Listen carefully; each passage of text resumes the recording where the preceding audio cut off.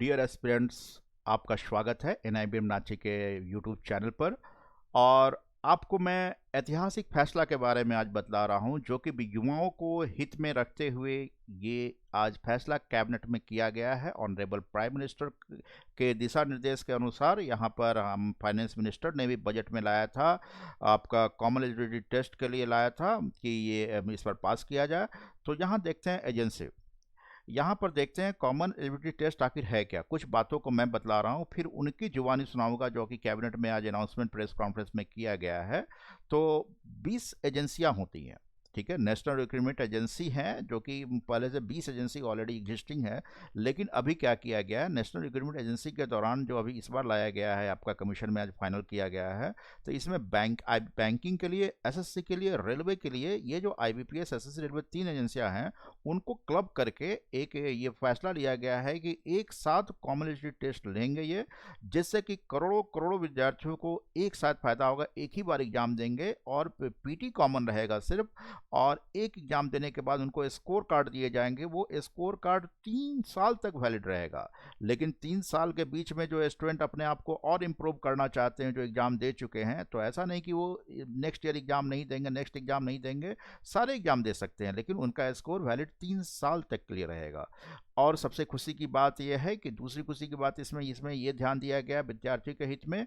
बहुत सारे स्टूडेंट थे, जैसे लड़कियां हैं, दिव्यांग हैं, कि सेंटर दूर दूर होने के कारण वो नहीं जा पाते थे। तो हर एक डिस्ट्रिक्ट में कम से कम एक कॉमन कंप्यूटर बेस्ड टेस्ट के लिए, ऑनलाइन टेस्ट के लिए एक सेंटर कम से कम हर एक डिस्ट्रिक्ट में होगा, और एक से ज़्यादा भी हो सकता है। तो ये बहुत सारे प्लस पॉइंट दिए गए हैं कि इस आज का जो अनाउंसमेंट हुआ है, डिसीजन हुआ है, उसमें गवर्नमेंट को भी इससे फ़ायदे होंगे, एजेंसी को भी फ़ायदा होगा और स्टूडेंट को भी फ़ायदा होगा। एक ही बार फी पेमेंट करने पड़ेंगे, एक ही एग्जामिनेशन होंगे, एक ही सिलेबस रहेंगे, चाहे वो बीटेक के स्टूडेंट हो या एमबीए किए हुए स्टूडेंट हो या सिंपल ग्रेजुएट स्टूडेंट हो, आर्ट्स को, कॉमर्स के हो, साइंस के हो, सबके लिए एक एग्जामिनेशन पीटी होगा। और उसके बाद जैसा स्कोर आएगा, उसके बाद जो ऑप्शन वो चॉइस में डाले होंगे, उसमें बैंकिंग के लिए, एसएससी, रेलवे के लिए अकॉर्डिंगली मार्क्स के आधार पर मिलेगा। तो आइए मैं पहले उनकी जुबानी सुनाता हूं जो आज कैबिनेट में पास हुआ है और प्रेस कॉन्फ्रेंस हो रहे थे, प्रधानमंत्री जी की अध्यक्षता में हुई और बहुत ऐतिहासिक फैसले लिए हैं। आज नौकरी के लिए जो युवा होते हैं उनको बहुत What are the problems, ये दिक्कतें क्या हैं जो उम्मीदवार फेस करते हैं। तो अगर देखा जाए तो पहले हर रिक्रूटमेंट एग्जाम का शेड्यूल अलग अलग होता है, इसके लिए एप्लीकेशन प्रोसेस भी अलग अलग होते हैं, और डिफरेंट जब 2-3 एग्ज़ाम कंडक्ट करने पड़ते हैं तो इंफ्रास्ट्रक्चरल फैसिलिटीज़ की कमी के कारण कई जगहों पे माल प्रैक्टिसेस होने की भी संभावना बढ़ जाती है। खासकर ये जो सेंटर्स हैं, ये ज़्यादातर अर्बन लाना पड़ता है लोगों को। हर एग्ज़ाम का करिकुलम, पाठ्यक्रम जो है वो अलग अलग निर्णय, हर एक के लिए पढ़ाई जो करनी पड़ती है वो अलग ढंग से करनी पड़ती है। हालांकि लेवल एक ही है, जो भी एग्ज़ाम्स दे रहे हैं उनका लेवल एक ही है, लेकिन उनको डिफरेंट करिकुलम, डिफरेंट पाठ्यक्रम होने के कारण उनको अलग अलग से तैयारी करनी पड़ती है। इन परीक्षा सेंटर्स में जो सिक्योरिटी देना पड़ता है उसके लिए भी लाख जरूरत है। वेन्यूज, एग्जामिनेशन कंडक्ट करने के लिए जो वेन्यूज हैं वो बहुत ही लिमिटेड हैं, एंड मोस्टली ये अर्बन एरिया में, शहरों में ही पाए जाते हैं। तो अवेलेबिलिटी ऑफ वेन्यूज के बेसिस पे भी हमको एग्जामिनेशन के शेड्यूल को एडजस्ट करना पड़ता है। सिक्योरिटी का तो मैंने कह दिया पहले ही। सुपरविजन और इन्विजिलेशन के लिए जो स्टाफ डिप्लॉय करने पड़ते हैं वो भी लिमिटेड है, लेकिन मल्टीपल एग्जामिनेशंस, मल्टीपल ऑर्गेनाइजेशन जब करती है उन्हीं, नेक्स्ट प्लीज, जो कॉमन एलिजिबिलिटी टेस्ट एक, ये बस 3 ऑर्गेनाइजेशंस की बात कर रहा हूँ। रेलवे में रेलवे रिक्रूटमेंट बोर्ड है, बैंक्स के लिए आईबीपीएस है, और बाकी सरकारी कामों के लिए एसएससी है। इन तीनों ऑर्गेनाइजेशंस इस सोसाइटी को फॉर्म करने में, गवर्निंग बॉडीज में, ये कंडक्ट करेगा टायर 1 एग्जामिनेशन, जिसमें सबसे अधिक लोग पार्टिसिपेट करते हैं, वो 2.5 करोड़ जो मैंने कहा, वो फर्स्ट लेवल एग्जामिनेशन है, टायर 1 एग्जामिनेशन है, उसको कंडक्ट करेगी। ये फुल्ली ऑनलाइन एग्जाम होगा, कंप्यूटर बेस्ड एग्जाम होगा, और उसके स्कोर्स जो हैं वो इमीडिएटली कैंडिडेट को मिल जाएगा, जिसके बेसिस पे वो the poor and the rural candidates, there will be a standard degree of difficulty.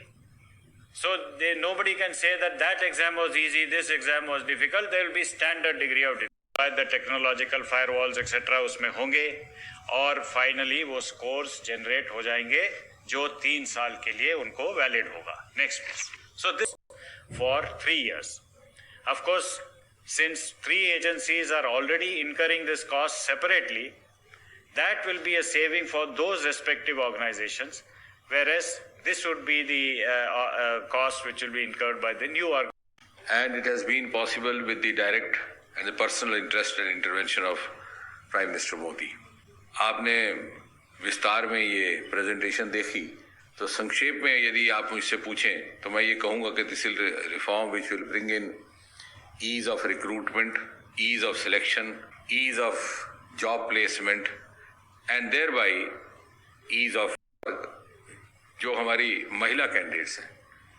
This has been our personal observation that many of the girl candidates, they forsake a selection test or a selection process simply because they have to travel to a different city where there's might be having some constraints of which is more or less an elementary test, which is also known as a preliminary test, is by and large of a very common denomination and a general denomination. It's not a specialized test. तो जब 3 साल के लिए ये list valid है, अब मान लीजिए बैंकिंग सेक्टर है, उसने जब अपना सिलेक्शन प्रोसेस शुरू करना है तो सामान्यतः जो वो प्रीलिमिनरी टेस्ट होता है वो नहीं करेंगे. इस लिस्ट से जो एम्प्लॉयर है, जो रिक्रूटमेंट एजेंसी है या बैंकिंग रिक्रूटमेंट एजेंसी है, उसको ये समझ में आ जाएगा कि कौन कौन से कैंडिडेट्स हैं who are suitable to us, उनकी क्वालिफिकेशन क्या था. That this common eligibility list which is also a common list can be utilize even by the state governments. और हम इसमें 1 साल के अंदर 2 होंगे इस प्रकार के टेस्ट. जो बात छूट गई थी वो आपके ध्यान में रहे. और जैसा कि बताया गया है आपको कि 1000 centre to begin with and at least 1 center necessarily in each district, so that in other words you can put it that no candidate will have to travel outside his district, which is a huge relief for those who come from background like many of us who had never seen a train. Actually I had never seen a train before I went to a professional college. एक इसमें further improvement ये है कि पहले एक ज़माने में सिर्फ 2 लैंग्वेजेस में टेस्ट होता था, अब ये 12 लैंग्वेजेस में होगा. And gradually will go on increasing the number of languages so that we can try to include as many languages as possible from the 8th schedule. इसके अलावा अगर आप कुछ और इसके बारे में चर्चा करना चाहें, and of course this will be a saving on the exchequer. We will have a national recruitment agency headquartered in Delhi, जो बात रह गई, जिसके एक चेयरमैन रहेंगे और है वो उसी तरह से रहेगी. भले अब जैसे शेड्यूल कास्ट कैटेगरी के लिए थोड़ी सी एज लिमिट अलग है, कुछ दिव्यांगों के लिए अलग है, तो that rules remains as it is. That has not been touched. This is only to bring in ease of selection by overcoming 1 stage, first stage, और बाकी किसी चीज को नहीं छेड़ा गया. 52. मेरा सवाल जितेंद्र सर से है. सर, जिस तरह से एलटीए बना था आज से 2-3 साल पहले, तब जो है स्टूडेंट्स को टेक्नोलॉजी से अप्राइज करने के लिए उन्हें मॉक टेस्ट भी देने की इजाज़त दी गई थी, और ताकि वो कंप्यूटर वगैरह से फेमिलियर हो जाए. जो नेशनल रिक्रूट एजेंसी बन रही है, क्या जो पेपर 2 साल में होने, मतलब साल में 2 बार होने वाले हैं, क्या जो कैंडिडेट्स बैठ रहे हैं उन्हें मौका मिलेगा कि वो मॉक टेस्ट पहले दें, ताकि जो है वो अप्राइज हो सके टेक्नोलॉजी से किस तरह, क्योंकि दूर दराज से लोग आएंगे, ग्रामीण क्षेत्रों से लोग आएंगे, कई लोग जानते भी नहीं है कि ऑनलाइन में कैसे दिया जाएगा, कैसा फॉर्मेट होगा, क्या ऐसे मौके दिए जाएंगे? बल्कि उनको ये फायदा रहेगा. एक तो जैसे आपने कहा, आपकी बात से ही जुड़ती बात है कि यकीनन दी नेशनल रिक्रूटमेंट एजेंसी अथॉरिटीज ये भी सुनिश्चित करेंगी वहाँ प्रशिक्षण भी किया जाए, अवेयरनेस भी होगी.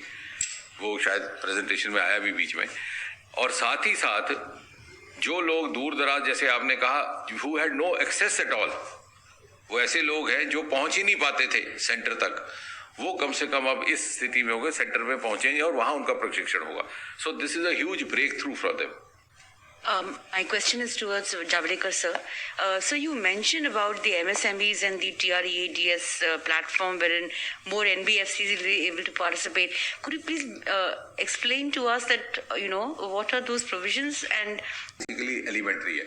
उसके बाद मान लीजिए किसी ने बैंकिंग सेक्टर में जाना है, तो बैंकिंग सेक्टर की नुक्ता नज़र से ही उसके क्वेश्चन पेपर बनाया जाएगा और सिलेक्शन भी उसी तरह की होगी, क्योंकि उनके पास मेरिट लिस्ट होगी एम्प्लॉयर के पास, उसके सामने होगा कैंडिडेट का प्रोफाइल और कैंडिडेट उसी के लिए अप्लाई करेगा. तो आपका कहना ठीक है, प्रीलिमिनरी स्टेज एलिमिनेट हुई है.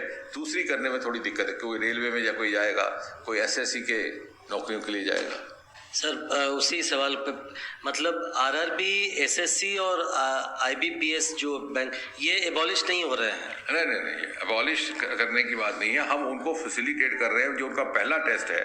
और ये अभी चूंकि नया प्रयोग है और नया इंटरवेंशन, नया रिफॉर्म है, तो टू बिगिन विद 3 इसमें शामिल है. आगे चल के और इसी अनुभव के आधार पर बाकी रिक्रूटमेंट एजेंसीज को भी शामिल किया जा सकता है. नहीं, जैसे अगर मैं एक कैंडिडेट हूँ, मैं फर्स्ट राउंड ये देता हूँ, मुझे जितने भी मार्क्स स्कोर में जितने आएंगे वो लेके मुझे फिर इन तीनों एजेंसी में से जो भी नौकरी जहाँ भी चाहिए वहाँ मैं जा सकता हूँ. अगर आप उस लेजिटिमेट लिस्ट में आ जाते हैं, तो अब आपको जो एडवर्टाइजमेंट अगली आएगी, मान लीजिए बैंकिंग की, तो आपने उसको अप्लाई किया, उसने आपको देखा, आपने उसको देखा, दोनों की अगर अनुकूलता मिल गई तो आपको नौकरी मिल गई या आपकी सिलेक्शन हो गई for the next stage of test, which will of course be more specialised, क्योंकि आपके जॉब की नौयत और उसके रिक्वायरमेंट के हिसाब से. लेकिन जो उसने पहले एक टेस्ट करना था, उससे आप बच गए, वो भी बच गए कंडक्ट करने से, और आपको वो दुविधा नहीं रही कि आपको जगह जगह 20 सेंटरों पे जाना पड़े या 20.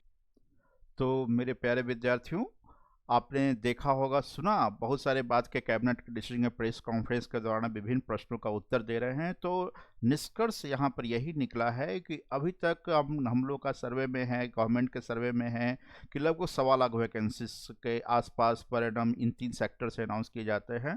तो ये जो कॉमन एलिजिबिलिटी टेस्ट होंगे, उसमें 2.5 से 3 करोड़ का डाटा लगभग है कि स्टूडेंट अप्लाई करते हैं. तो निश्चित रूप से बहुत सारे युवा, ग्रामीण क्षेत्र के बहनें, भाई वगैरह, ये सब मेरे पे स्टूडेंट वगैरह, दिव्यांग वगैरह एग्जाम देने नहीं जा पाते थे, लेकिन डिस्ट्रिक्ट में सेंटर होने के कारण वो क्या करेंगे, अधिक संख्या बढ़ेगी और एक साथ, मतलब ये पीटी में है तो आप देख लीजिए, अगर 1.25 लाख वैकेंसीज होंगे तो लगभग इससे 4 गुना मान के चला जाए कि लगभग करोड़ों के आसपास पीटी में क्वालिफाई होंगे. वो अपने स्कोर के आधार पर डिफरेंट जगह, बैंकिंग में, ओएसएससी में, रेलवेज में हो या स्टेट लेवल के एग्जाम के लिए भी एप्लीकेबल हो जाएंगे. प्राइवेट बैंकिंग है, प्राइवेट जॉब है, उस जगह भी इस स्कोर कार्ड के लेकर आप नौकरी के लिए आप अप्लाई कर सकते हैं और अधिक संख्या में वैकेंसीज को फुलफिल कर सकते हैं और अपने सपनों को पूरा कर सकते हैं. तो मेरे प्यारे विद्यार्थियों, आपने जो ये आज आपका देख रहे हैं, नेशनल रिक्रूटमेंट एजेंसी के जो पास किया गया है और कॉमन एलिजिबिलिटी टेस्ट के लिए अनाउंसमेंट कर दिया गया 2020 में, एक बहुत बड़ी ऐतिहासिक फैसला है युवाओं के भविष्य को देखने के लिए और युवाओं को अनेक समस्याओं को दूर करने के लिए. एक ही डिसीजन में बहुत सारे निशानों को साधे गए हैं, जिससे कि फायदे होंगे, समाज सुदृढ़ बनेगा. तो आप इस कोविड-19 के दौरान आप घर पर रहें, सुरक्षित रहें और अधिक नेक्स्ट वीडियो, इंपॉर्टेंट वीडियो आपके साथ मैं शेयर करते रहूँगा, जो कि आपको डिसीजन लेने में आगे काफ़ी फायदा और नॉलेज को बढ़ाएंगे. तो मेरे प्यारे छात्रों, आप NIBM रांची के यूट्यूब चैनल को सब्सक्राइब करना बिल्कुल ना भूलेंगे, जिससे कि लेटेस्ट वीडियो आपको तुरंत मिल जाए, आप उससे फ़ायदे हो सके. और क्लासेस के वीडियो तो पर डे 1-2 अपलोड किए ही जाते हैं, उससे भी फ़ायदा हो सके. तो मेरे प्यारे विद्यार्थियों, stay home and stay safe. फिर मिलेंगे अगले वीडियो में हम लोग. तब तक घर में रहें और सुरक्षित रहें.